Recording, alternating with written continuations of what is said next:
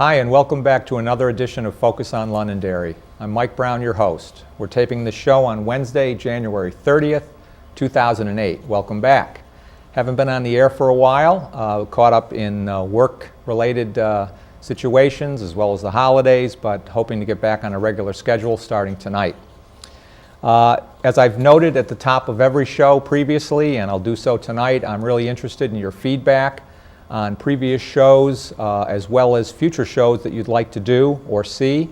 And more importantly, if you want to come on yourself and you have some kind of activity or project or group initiative you want to promote, I'd be more than happy to set up a show for you. Just drop me a line at mikebrown58@comcast.net.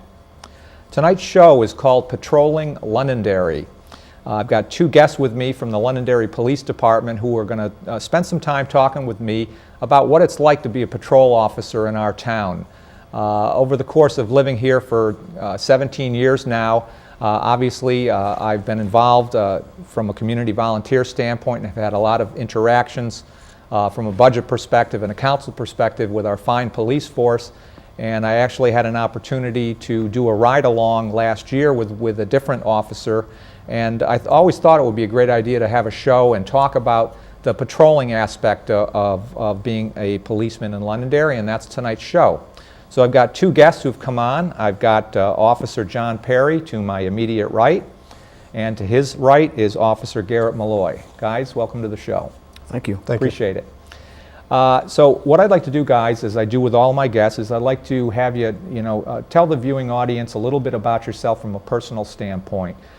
Who you are, where you live, how long you've been, either in town or in New Hampshire, a little bit of background on your police background in terms of how you got involved, and share a little bit about your family if you'd care to. And I'll start with you, John. Well, my name is John Perry. For those of you that have children in the school system here, a lot of them may have already met me and my partner Zip. I am the department's canine handler. That is a full-time job. I've been here for 10 years. Plan on being here for a lot longer. I'm originally from Cambridge, Massachusetts, but my family moved up here to southern New Hampshire when I was only 5, and that was back in 1969. Okay. I'm 44 years old.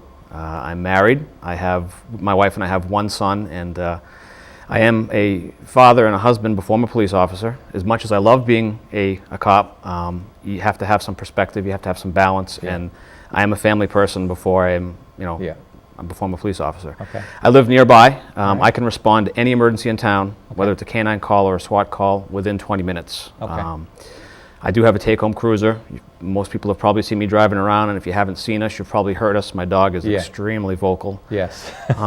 Before I got started relatively late in law enforcement. I didn't start here until I was about 33. Before that, I'd spent most of my adult life in the military. I went into the Air Force right out of high school. And I spent a total of 8 years active duty and then 12 years in the National Guard, so I do have 20 years of military experience. Wow. I was in the National Guard on September 11th, and I did get activated. Some of you may remember. I had just actually been appointed the canine handler here in town, and of course it came at a bad time for everybody. There was nothing good about that day or about anything that followed after that. But I had just gotten Zip. The Patrol Academy was already scheduled, and the town and the Air Force were actually worked together to allow me to keep Zip with me. They allowed me to finish the training with him, and then I actually took him with me on my deployment, which was down at Cape Cod. So it worked out actually for everybody. Great. But being a canine handler is a full-time job. Zip is always with me, and I love doing it. Okay. We're going to spend a lot more time talking about that, particularly the relationship with the dog and the job. Garrett, why don't you tell the folks a little bit about yourself and your background and who you are? Okay. Well, my name is Garrett Malloy. Been with the Londonderry Police Department for just about a year and a half now. Okay. I'm 24 years old. I grew up in Pelham, New Hampshire, just down the road. Right. I've always wanted to be a police officer since I can remember. I don't really know why. I don't have anybody in family, in my family that's been a police officer. It was just something that I've always wanted to do.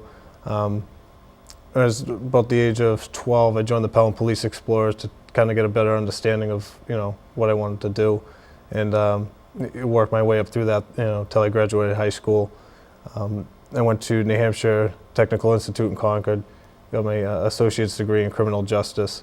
And prior to graduating, I was hired by the Rockingham County Sheriff's Department, Right. where I worked there for 2.5 years before coming to Londonderry. Okay, great. Thanks, guys. That's a really good intro and a good background and perspective, particularly with John, your longer-term experience and your background coming into the force a little bit later in life, and then Garrett talking about how that's what he wanted to do from the get-go. So that's great. Okay, so patrolling Londonderry. It sounds pretty simple, but obviously there's a lot more involved than just the words. So I'm really interested in starting off with kind of a general overview of the roles and responsibilities of a patrol officer. And John, I'll again call on you as the senior man here to kind of talk about what those roles and responsibilities are. Well, I'm not going to try to quote the job description from our policies, because I'm sure I'll leave something out. But generally speaking, a patrolman does just that. He is in a mobile unit.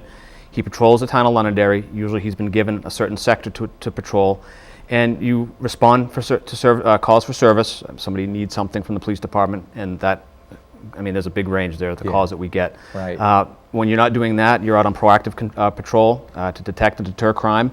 And sometimes you're doing nothing more than just showing the colors. Just the fact that you see a cruiser around in the business areas or in the residential areas, we can't measure the amount of crimes that don't happen because you see a cruiser in an area. Yeah. There can be a lot of flexibility in a patrolman's schedule, and sometimes you're just going from call to call to call. Right. I think a lot of citizens in this town would be surprised if they saw just how busy we are in this town. And I think actually that's a good thing, because if the police department is doing their job, the average citizen isn't going to see the things that we have to deal with. Right.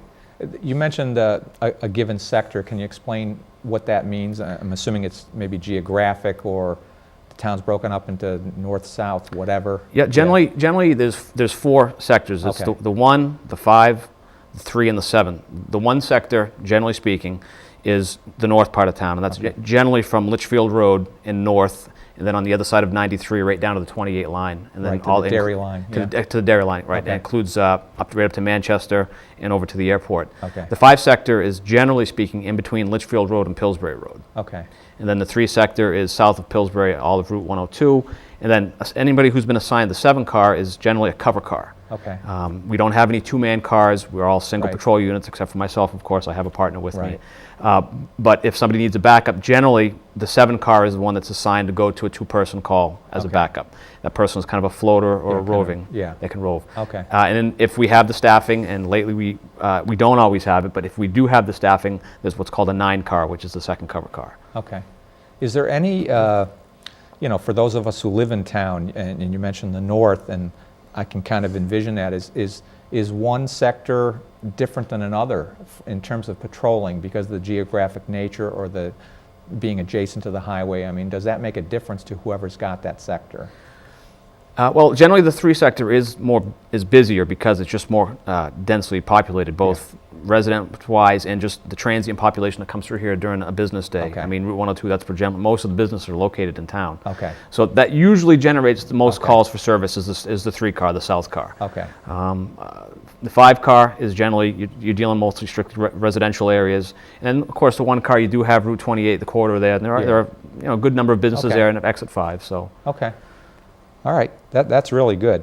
And I'm assuming that this particular line of work involves shift work, something that a lot of folks don't do anymore because there's less and less manufacturing sectors around. And I know my dad worked in a bustling steel industry during the heyday and would work 3 shifts and rotate all the time. So why don't you guys explain to me how the shift work is developed and how that what happens from a patrol officer standpoint, either a veteran or someone who's new, the whole shift concept. Well, our 3 major shifts are the day shift that starts at 6 in the morning and goes till 2:30 in the afternoon. And then our afternoon shift comes in at 2 o'clock, works till 10:30. And then the midnight shift comes in at 10 and works till 6:30 in the morning. Okay. John